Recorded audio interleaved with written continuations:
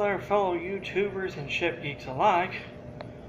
Sorry, this is Commander Urban, and I've got a book reevaluation for you. This is actually the first time I've done this, and I was watching an earlier book review I did, and I seen I had several dislikes on it. So, watching it and stuff, I figured, yeah, you know what, it wasn't that great.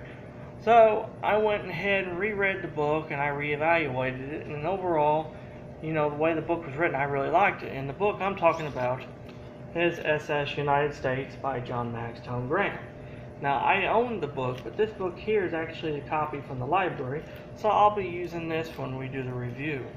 Now, in John Maxtone Graham, his book, SS United States, Red, White, and Blue Riband Forever, he talks about the history of the United States. And what kind of gurped me in my earlier review of it was a couple of chapters. Chapters 4, 5, and 6. 4 called Leviathan Restoration, 5 the Jazz Age Transatlantic, and 6 the SS America and Another War. Now here's the thing though, and I've actually learned this, and the thing is, without the SS Leviathan and the SS America, there wouldn't have been no SS United States. So after rereading this book and actually, you know, soaking a lot more of it in this time around, you know, the book was brilliantly written. But there's still a few things where from my original one, I will say, like some of the words, I don't understand some of the wording he used, and I have to look them up in a dictionary. Other than that, the book was really well written. And so, it is full of a lot of nice pictures too. And the chapter about the Leviathan being transformed from troop ship to passenger liner, I mean, it's very, very interesting. Like, there's, yeah, there's a lot of different things in here that I just thought was pretty amazing stuff. Like, where was it at? I was reading it. Okay, right here. Okay. Shipyard bids to complete the work had been solicited and tendered, regardless of who was to take on the conversion. Gibbs began his task as a bruising disadvantage. The only existing plans for the Vaterland were property of the builder, Hamburg's Blum and Voss. When Gibbs requested a set of these drawings, the yard's asking price was for a prohibited $1 million. Had his timing been better, such a slap in the face might not have occurred. And Allies seized the Bismarck, which the incomplete third of the Imperator-class trio. She was found at a Hamburg yard, partially fitted, but was abandoned. And the vessel was completely fitted out and was given over to White Star. And so, 4 years later, still smart from the painful present, Blum and Voss refused to be bulldozed again, hence his $1 million demand. Terming it piracy, Gibbs refused to pay. The vessel was in his possession, and his unique solution was creating a new set of blueprints by remeasuring the Leviathan inside and out. Gibbs would determine the dimension of every interior space from boiler room to bridge deck, from galley locker to regal suite, from broom cupboard to tiller flat. And that's actually a kind of a unique thing, because he measured the ship or whatever, and him and a bunch of team of draftsmen measured the ship and redrew plans for it, and Gibbs's plans for the Leviathan were a hell of a lot better looking than the original plans for the Vaterland. So it just proves right there what kind of work William Francis Gibbs did. And after the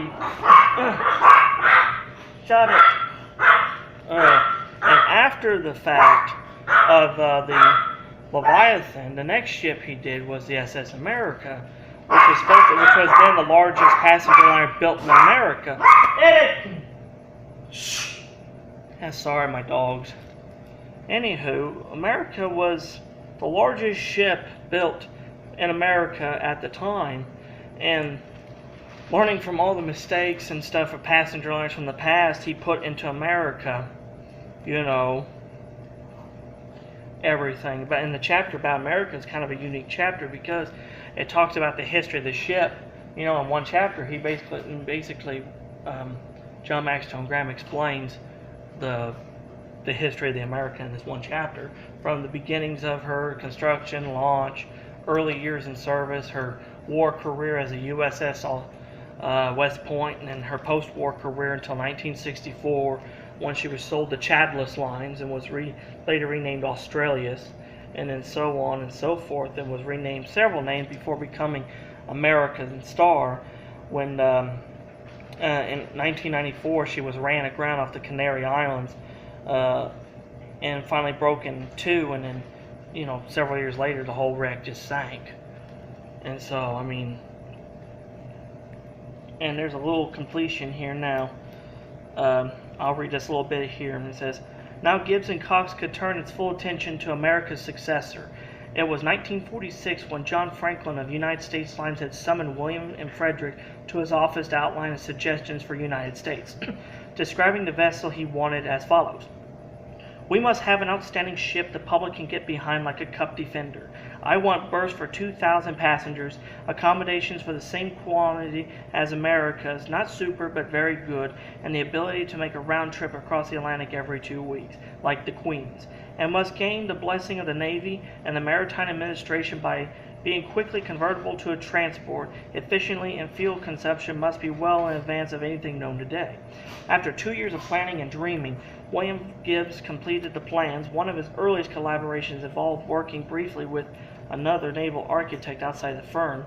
His name was Theodore Ferris, and his New Yorker granddaughter Susan was one of his earliest drawings for United States framed on her living room wall.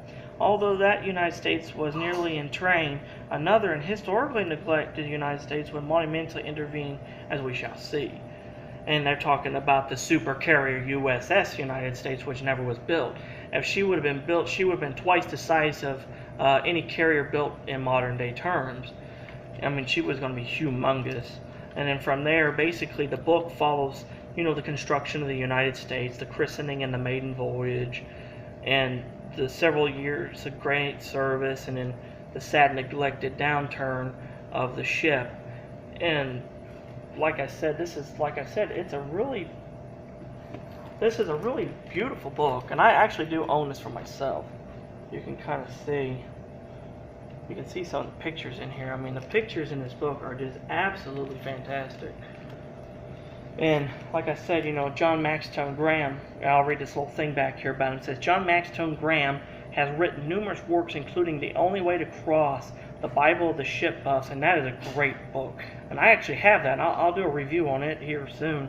Among his Norton books is a definitive volume about France's legendary Art Deco liner Normandy. I've read it. France-Norway, devoted to the French line's last ocean liner and a conversion to Norway. I've done a review on that. And Titanic Tragedy, a centennial tribute that appeared in 2012. I read it as well.